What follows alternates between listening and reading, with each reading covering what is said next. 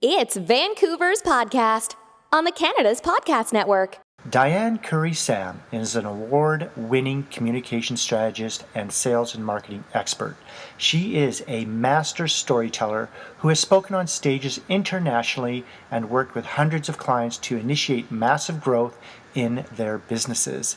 She has helped clients secure millions of dollars in funding and sales contracts and initiate change through creating story-based speeches, webinars, and investment pitches. Diane is the founder and CEO of Be a Better Story Business Services.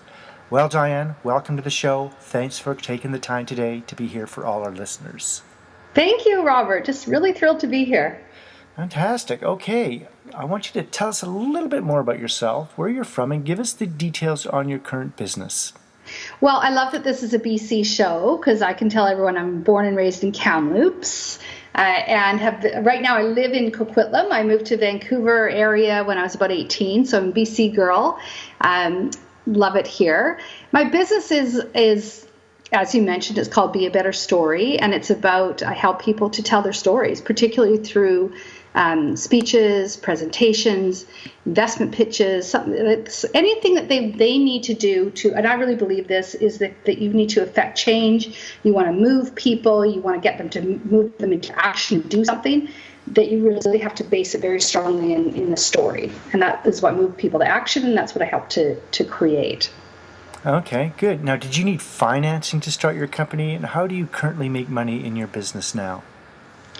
Well, I had some initial financing, not a lot. I had some, just to kind of get going, hang my shingle up. I currently make money as a speech writing, so people hire me to write their speeches and presentations and help them do that one-on-one coaching and development. I also teach courses in how to write a speech. It's actually called How to Write a Speech That Will Change You, Change the World, and Attract Clients Like Honey. So it's how to sort of, I do online courses and I do live workshops on a regular basis called Your Golden Story. And that's about how to tell your story from stage. Okay, so most of your clients are like CEOs, senior level managers? I call them either speakers or emerging leaders. So they're people who, in business usually, and there's a reason they want to get out and speak. They want to get their message out. They want to sell more products. They want to get investment. They want to change the industry in some way and get people to notice them. And I personally believe that you've got to get out and talk, right? Right.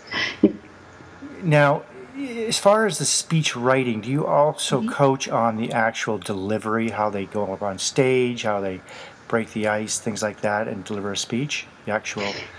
The delivery part of it. Well, yes and no. I mean, some people just, every time I write a speech with someone, regardless, there is some delivery coaching going on because, as I tell people, it's an auditory medium, right? People are going to hear you.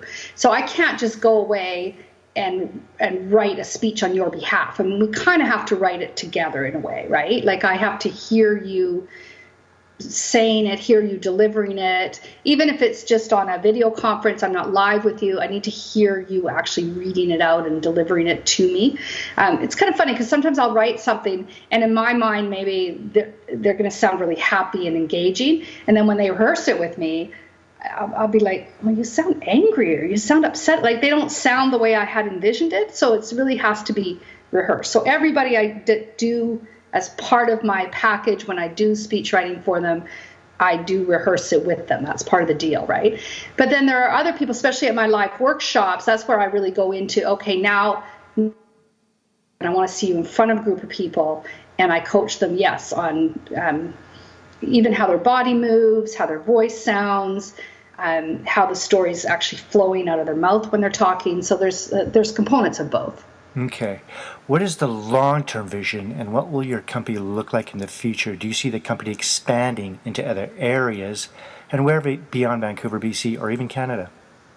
Well, in terms of my customer base, it really is already expanding outside of Vancouver. Like I have clients all over the world. I'm dealing with a woman in Romania right now and helping her write her speech and a presentation. So really, with the internet and with video conferencing, it's my client base is already global.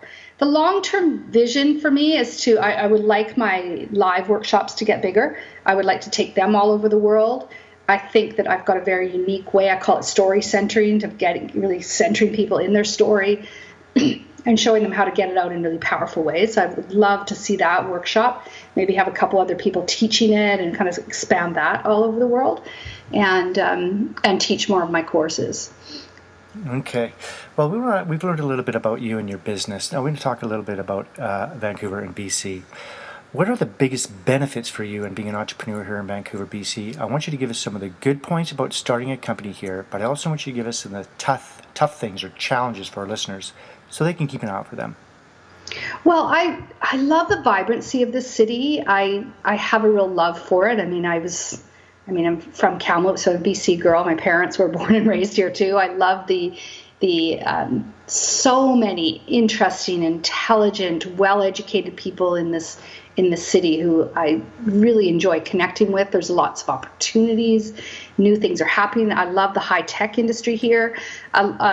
I actually worked as a technical writer for years for the software gaming companies, so I'm connected into that. I think there's a real youthful technology energy of kind of a happening place, right? And I love tapping into that. I actually got my start in I was the web girl, an internet person back in the 90s, right? When it was just all new. And so I love that vibe of Vancouver. I do find the affordability is a big issue. I myself live out in Coquitlam, so I do a lot of commuting I have a home office. I've got an office out here. But there's a lot of things I need to go to, and I have to drive into Vancouver back and forth, and I'm not a big fan of the traffic, and certainly the affordability in the city is a bit much sometimes. That's the only two things I could really think of to criticize about it. Yeah, that's a common one, the cost of living, the real estate. Yeah, it's really getting very high now. Yeah. Okay, good. So we do some of our best work outside the office. Is there a place in the Lower Mainland, close to where you live or work, where you like to go recharge or get inspired or just think about your business? And does it change with the season considering all the rain we get here? I'm a forest girl. Mm-hmm. I love the forest, and I live at the base of Burke Mountain in Coquitlam, which is the northeast side of Coquitlam, and really I just walk up the hill and I'm in the forest, and I love it. And there's tons of trails around here, and I could just I take my dog, I just go wandering, right? I love that feeling, and it's surprising, even though it's a populated area. It doesn't take long walking out on those trails before you get that feeling of kind of just being alone in the wilderness, and you're not actually all that far, but it has that feeling. The trees are big, it's quiet, you can walk by the river, you can walk. So that recharges me. There's something about the forest and the trees. I think I'll always be like, some people love the sea, and I like all that too, but and that forest, just the feeling of being surrounded by it and protected by it, to be a really rejuvenating feeling. Yes, that's exactly the Lower Mainland in BC is really known for. So we have a lot of international listeners, so I want you to speak to them in this next question. If you were to start all over again and you just moved here to Vancouver, BC, but this time you don't know anyone, knowing what you know now, what would you do, and how would you go about starting all over again as an entrepreneur? Well, there are so many very interesting networking groups going on in Vancouver, so many interesting ways of connecting with people. And I would just tell someone to get connected, get in there, go to some of these, they have lots of great events at Science World, BC Technology Industry Association, if that's what you're kind of into. They have some very interesting speakers that they bring in. It's a happening town. There's a lot of interesting things happening. The TEDx that was going on in TEDx Stanley Park, the major conventions that happen here. Just go to events, go see who's coming to town, and get connected in with that vibrancy that I was talking about earlier. Yeah, you just have to kind of take the initiative to go out there and do it, and just really there's be open really to it. Yeah. Fascinating things happening here, and interesting people going on, and conferences out at UBC and Simon Fraser University, and the stuff going on in Surrey at their technical center that they're creating. Like there's a lot happening. Just whatever your particular interest is in, just get out there and connect it. Just connect yourself in, and then you'll be amazed at the kind of things that are happening here. Okay, we want to talk about your routine a little bit here. What does the first hour look like for you when you get up in the morning? Do you have a specific routine or a ritual that helps you get motivated to start your day? Well, I get out of 6 and I get into my workout gear and I drive down to my local gym, and I have a personal training group that I'm part of, and I work out 4 days a week. Then I come home, I get ready, I get the kids to school, and then I sit down and work generally. And I have a lot of, my work is often through video conference. So I'm writing, working with people, meeting with people. I have, typically my client sessions are an hour and a half each. And then I'm not working constantly with clients all the time. A lot of times I'm doing this type of work, talking to people, marketing, writing, connecting, that kind of stuff. I take regular breaks during the day. I go and stretch and eat and walk around, get a little fresh air, and come back in and get right back at it. So, and then I finish around 4 or 5 o'clock, sometimes earlier, depending what my schedule is. And that's it. So even working from home, you still maintain that schedule, not working too late? Oh, I don't really. Yeah, I've got 2 school-age kids, and I can't be working 24 hours a day. It's just not my thing. Right. Do you think entrepreneurs have to be weird or unique in a positive way, or are wired differently? You know what? I don't really think they're wired differently. I think sometimes they are not really entrepreneurs happen for all sorts of different reasons. So I think there's this kind of feeling out there that this unique thing that happens, entrepreneurship. But I don't really think so. I've met entrepreneurs who are not particular risk takers, but saw a certain opportunity and felt they had to do something and did it. I know entrepreneurs are a bit more risk takers and have are more excited about starting things. So there's all kinds of different ways of starting a business and reasons for starting a business. So I don't have any. I think anyone can really be an entrepreneur if that's what they want. Different ways. I do think there has to be a certain open-mindedness about it, that it requires an ability to make quick decisions and take a little bit of a risk and be open to changing if you have to, and being open to new ideas and being able to talk to so many people and get your ideas out in the world. And it does require certain openness. I don't think you can be too rigid if you're going to be an entrepreneur. Yeah. Okay, what books are you reading now and why? Or even if you're listening to podcasts, can you recommend any books for our listeners who are also aspiring entrepreneurs? You know, I'm reading one right now called The Seventh Shift. And I can't remember the author, but I'm sure if people Google it, they'll find it. It's about the trends going on in the world, in the whole, like, social trends, banking trends, economic trends. And this guy's talking about a shift that's happening and how decisions are being made differently in all sorts of things: politics, economy, schooling, education. And it's fascinating. And I'm very much I've been a futurist for a lot of my adult life, fascinated by the idea of what is the future going to bring, what are the trends that are going to be happening. Oh gosh, I'm going on about this book, but it's the one nonfiction I'm reading right now, and I read a lot of fiction and sci-fi and all that kind of stuff. But right now, that's the one I'm really keen on recommending to people.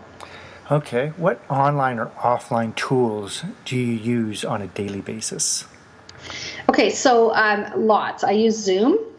I know we're on Skype, but I use Zoom I think it's a little bit better for video conferencing. On video conference, that's how I do my meetings anymore. I find it quite funny. If someone wants to call me on the phone, I'm like, what? You want to call me? Like, it just seems odd. So you think Zoom is better than Skype? I do, yeah. Okay, good. Yeah, okay. I just think it's a little bit more better video quality, a little bit more reliable. So I use that. I use Wistia to host all my videos. I use Active Campaign for my marketing, which is also hooked up to ClickFunnels, and ClickFunnels is for my various sales pages and informational type pages. I use WordPress for my website. It's kind of standard stuff, but it's good. It works for me. What else do I use on a regular basis? PayPal. I do my credit card transactions through PayPal and some of my order forms and things. And paper and pen? Yeah, I do. I have a notebook and I write stuff down for sure. Yeah. Okay. As you know, you're from BC, so you know the place very well, and it's internationally known as a place to live in an outdoor lifestyle. How do you balance work and how do you relax and not think about work? And what are your favorite activities to do here in BC? Do you ski? Do you bike, kayak, golf, hike, or simply go for a drive? I hike a lot, and I go swimming a lot in the summer. I take the boys I've got 2 boys, and we go to the beaches and we go to the parks and the pools so we do a lot of that and a lot of hiking. I used to ski, and then I hurt my knee a while back, so I don't do that so much anymore. A lot of biking. There's so many nice bike trails, so I'll go out biking and just walking, or like I said, kind of exploring the forest. If you weren't doing what you do now, what would you like to do for a profession? Well, right now I would love to, okay, so this is going to sound, it's sort of similar to what I'm doing, but I do this now for a living because I love it, like speech writing, right? But I love the idea of more writing biographies of people, like jumping into their stories and really following someone around who I thought was super fascinating and writing and creating maybe a whole documentary about them, or I maybe pushing it into a whole new level, right? Like that it's not just I'm not just creating a 1-hour presentation for someone or a 1-hour speech. I'm actually diving in and doing a whole, documentary about them, right? That would be cool, to be a documentary filmmaker. Yeah, or some of these people, they write books for people, like write their story, like the guy that did the Steve Jobs book and stuff like that. Yeah, like that kind of stuff, like really, really going in depth with someone. Because right now I'm kind of in depth, but then they go off and they do their, thanks so much, and they have their speech and they go off and they do it, and I don't go into depth with them more than that. So I think that kind of idea, or taking like what I like about the documentary filmmaker is you're telling stories and it's making a big impact on the world. Like there's that, I was watching that TV show about what's her name, Leah Remini is doing about Scientology on CNN. Mm-hmm. And, she's really diving deep into people and their experiences and what they've done and you can see the families have changed because of what she's bringing out in the world. And I just thought, wow, that's taking something that she was really interested in about and bringing it to light, like what's really going on here. That investigative journalism style of storytelling, love that. What kind of a job would you not like to do? Couldn't do it? Well, anything that's redundant and sort of repetitive, anything that requires a lot of over analysis, I think I would get. I think I can do it, but my brain would get frustrated, right? To like picky little details and things, because I'm a word person. I'm a big picture thinker. I like to be creative, and I like every day to be a little bit different. And so anything that would be a bit too repetitive, or that I was just staring at one thing for too long, I think that I would go nuts. In business, what is your favorite word, quote, or sentence that you like to use? Well, it always seems impossible until it's done, is a quote that I have up on my wall, right? Is that for people who are really, I don't know, we've got a big task in front of us. Like, let's say my workshops. I want to fill my workshops. I want to get 100 people in the room, and I've got this whole big thing. And it seems to me when I first start out, I always think, oh my God, can I do this? And then when it's done, I'm like, I don't know, it just motivates me. Like, it always seems that way. You think it's going to be possible, and then you do it, and you're like, oh, okay, I can do this. So I like that one. The other quote that I have up in my office is from Tolkien, and he said, who wrote Lord of the Rings, and it's from that poem, "Not all who wander are lost." And I've really thought about that, and I like it. A bit of a wanderer, right? I've done a lot of things in my career and had different types of things that I did in my business. I kind of wandered around a little bit, and I used to judge myself and think, wow, why can't I just stick to one thing? And I always wanted to, I always sort of admired people who, that's what they were really good at. They were, they played the piano and they were a piano player their whole life, right? But I've done so many different things. I used to think, wow, I wish I could have stuck to something. And then I look at that and I think, well, I wasn't lost. Even that I was trying new things and testing new things out and responding to the industry and responding to changes and enjoying that journey that I was on.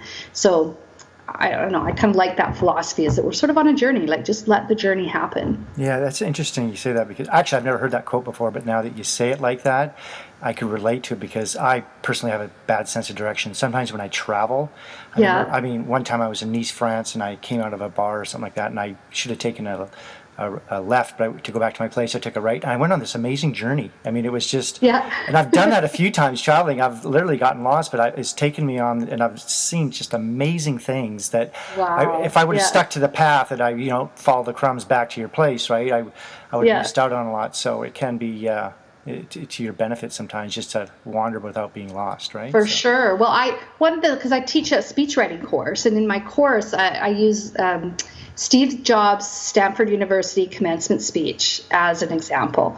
So for those of you listening, you don't do it now, finish listening to us, but afterwards you can Google that, and he talks about different things in his life that he did, and when he was doing it, they seemed really disjointed, and he didn't know why he was doing it, and he same kind of thing, like he went and when he was a student in college, he took a typography class. Well, that was back before computers, back before, fonts were anything special or anyone knew anything about them. But of course, what was the Apple computer known for? All the beautiful calligraphy and fonts that they came up with, which were at the time totally life-changing for people, right? Especially the whole change graphic design forever, basically. Mm-hmm.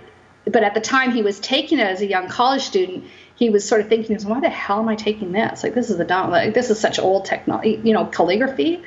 It didn't make any sense. But over time, the things he did, he kind of wove this thread through it, and it made sense, right? Follow the dots. So, follow the dots, exactly. Yeah. Okay, what is your least favorite word or sentence you do not like to hear? I don't like to hear, "Oh, you're too much."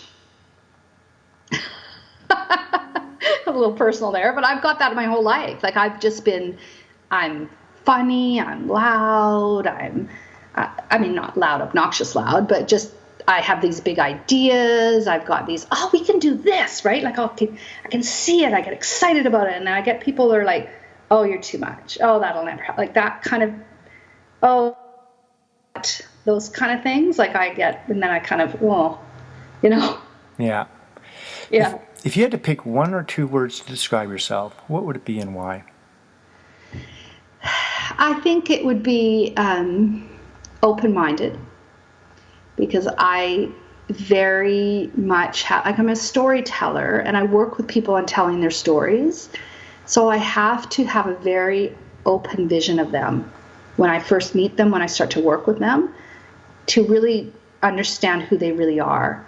And I have to have that kind of openness to it, because if I make judgments too soon, or I don't ask enough deep questions, if I sort of decide I think I know what they're about before they've revealed it to me, I wouldn't be very good at my job. So I have to have that openness to discovering who that person is, what their story is, and what they really want to say out in the world. So I've cultivated that. Like, it's not something that I think people are necessarily born with, or I've had cultivated that ability to be open to people and to really fully understand them at a very deep level. So I'd have to say that. And I also have a certain joyfulness inside me that I think is somewhat rare, actually. Like, I just enjoy life. I enjoy people and the beauty of nature, and I enjoy just being here on this earth. Would you say you're curious? Oh, super curious. Yeah.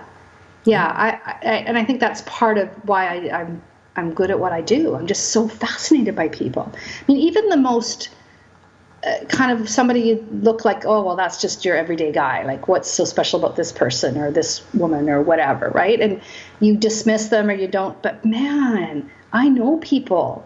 I know people from all walks of life, and they all have very interesting stories to tell.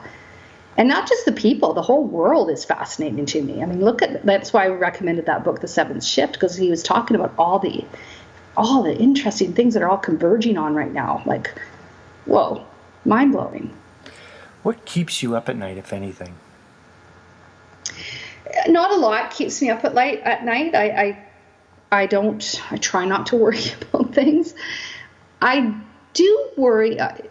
To be honest, I'm worried about I'm worried about the U.S. and all the weird stuff that's going on. I mean, that's a major country, and there's a lot of political upheaval and weirdness going on. So I kind of worry about how that might affect the economy here in Canada and everything. I worry about that a little bit. I think that the financial system is a little unstable right now. So I kind of wonder, like, this is my futurist thinking, right? Like, I think there's signs of economic kind of disarray happening right now. So I'm concerned about that.